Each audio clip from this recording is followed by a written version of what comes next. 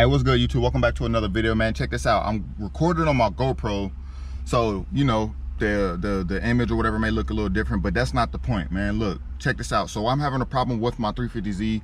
It has a misfire. It's running like a Subaru. It's not running correctly. I pretty much have this scanner, right? And I did it before. I'm just gonna double check and make sure it's still the same problem.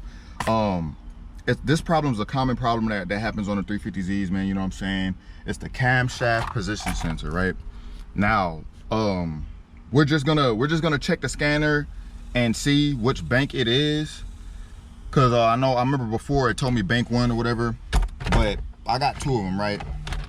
And we're just gonna replace them, bro. I'm not gonna talk too much. I'm just gonna get straight into it, cause that's the reason why you click this video, and y'all don't want to hear this here no one talking, right? So let's plug in the scanner and see what the issue is, just to make sure and clarify. All right, guys, so we're waiting for it to process. We got the key in the on position. We'll just wait, let it load up. All right. It says no powertrain, this is freeze frame. I don't know what this means. What does hotkey means? I guess this is definitely a check engine light. That's no powertrain. What? That's crazy. Where's the hotkey at? Bro, I promise you there's a... Cause I had disconnected the battery and shit like that, so I know for sure there's a check engine light. It's just not popping up yet, or on this thing. Yeah, it's doing the same shit. But so look, since it's not showing up on this, I will show you guys a picture of the code that showed up before. I know I took a picture of it. So what we're gonna do is we're just gonna drive the car into the garage and pop the hood and get cracking on these sensors. Oh yeah, I forgot to tell you, disclaimer, but before you do anything, disconnect your battery. Just go ahead and do that. Do not forget to do that. Now let's take the sensor off. All right, so once you undo your battery, right, I think we just start on the other side since that was the main problem. I already unclipped it. What usually people would do would just work on that side, right? They'll come on the other side and take off the intake and all the other stuff. But me, I can reach it. So let me show you guys real quick, man. So it's this clip right here with the green thing on it, right? And in order to take it off, you just gotta press down the green thing to undo it. See, it's pressed down on it with your thumb and shit. And the sensor is literally in the same spot as the other one was, but just on the other side. Sorry if the lighting is pretty bad, man, but let me see. Hold on, I just want you guys to see and know where it's at. So it's this right here. You see where my finger is at? This clip goes right here, right? And it's another 10mm bolt on the other side. So you just undo that with your socket. It's a little tight, but I feel like, you know, me going from the back side is easier. You know what I'm saying? What you can do is come here, but it's still tight up under here too. So whatever you feel comfortable doing, I don't want to take off my throttle body or anything like that. So that's why I'm reaching from the other side. So let's go ahead and get that off real quick. Okay, so this is the one I just took out the car. It has a lot of oil and shit on the inside. And whoever had the car before me used some RTV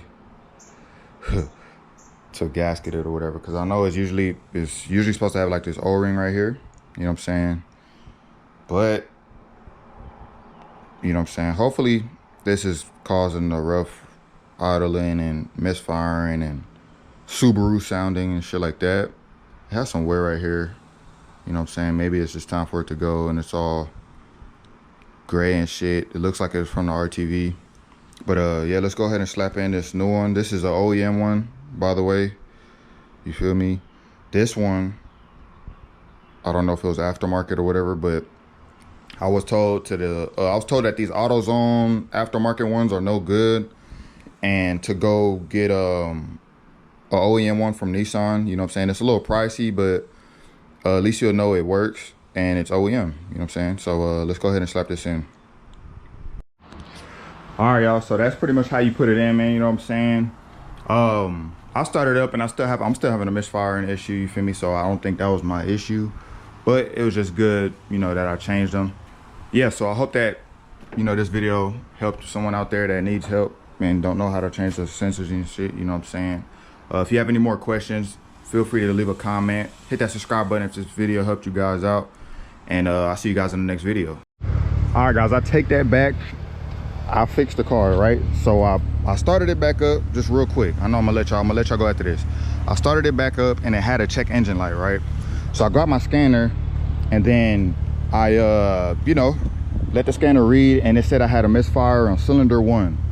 So I'm just like, okay, I have new spark plugs in it.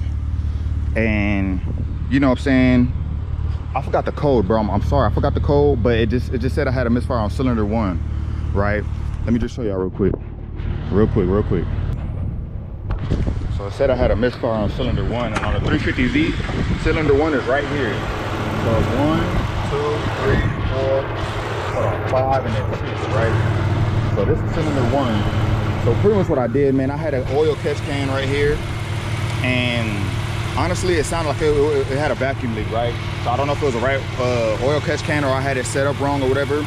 So I pretty much, I had some spare coil packs. So pretty much what I did, I checked the spark plug was still good, and then I just switched the coil pack and I just took off the catch can, and then I just, you know, just rerouted this line right here back to there, and she running good, man, surprisingly, you know what I'm saying?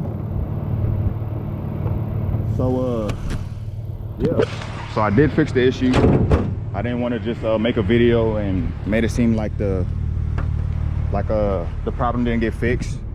But she got all the juice now. She don't sound like a Subaru. Hold on, let me let y'all hear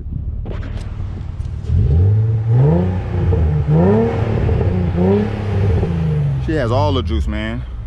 But yeah, that's it, man. I'm gonna let y'all guys go. Appreciate you again for tuning in. Hopefully this video helped anyone out there that needed help. I'll see you guys in the next video. Peace.